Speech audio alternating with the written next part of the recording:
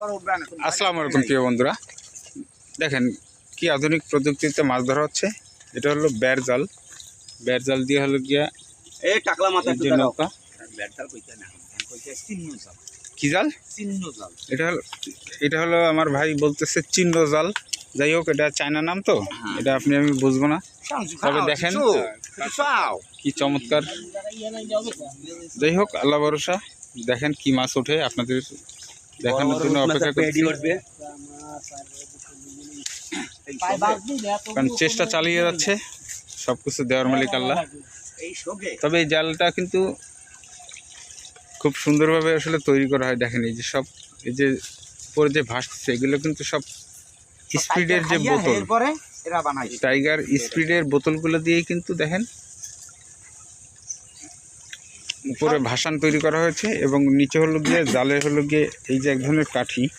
আর সব হয়েছে, এই দেখেন কি চমৎকার, সব হয়েছে একই মাল। আর এই জায়গায় যে জিনিস আছে সবই একই ধরনের। যাই হোক, আল্লাহ ভরসা, টান দিচ্ছে, আপনারা দেখতে পারবেন যে কি মাছ উঠে। তবে আমাদের এই অঞ্চলে কিন্তু বিভিন্ন ধরনের মাছ পাওয়া যায়। বিশেষ করে হলো গিয়ে দক্ষিণ অঞ্চলটা হলো গিয়ে মাছের জন্য বিখ্যাত। আপনারা জানেন এই দেশে, মানে আমাদের এই অঞ্চলে সব ধরনের মাছই পাওয়া যায়। বাংলাদেশের বিভিন্ন বিভাগে কিন্তু বিভিন্ন ধরনের মাছের জন্য বিখ্যাত, কিন্তু আমাদের দেশের হলো গিয়া এই দুইটা জায়গায় সব ধরনের মাছ বেশি পাওয়া যায়। বিশেষ করে আমাদের এখানে গলদা চিংড়ি, বাগদা চিংড়ি, তারপরে বোয়াল মাছ, এর মাছ, বাইলে মাছ, ফাইলসা মাছ, আইড় মাছ, এইসব মাছ কিন্তু আমাদের এই অঞ্চলে প্রচণ্ড পরিমাণে পাওয়া যায়। আর খয়রাতিও বেশি দেখা যায়। শোনো, ধনী গরিব পৃথিবীর সব প্রান্তেই সব অঞ্চলেই আছে।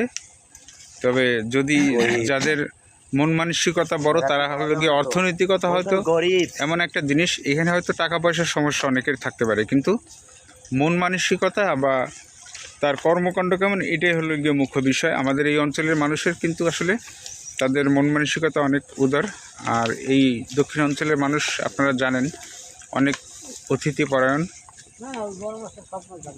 যাই হোক, আল্লাহ ভরসা। তবে একটা বড় মাছ ঠেকছিল, বুঝছেন, পায়ের কাছ থেকে চলে গেছে, কিন্তু ভিতরে কি আছে এখনও বলা যাচ্ছে না।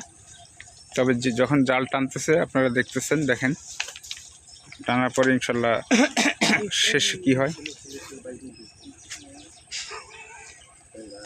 না, ওই যে ওখানে বুজবুজ করতেছে কি জানি। যাই হোক, দেখা যাক।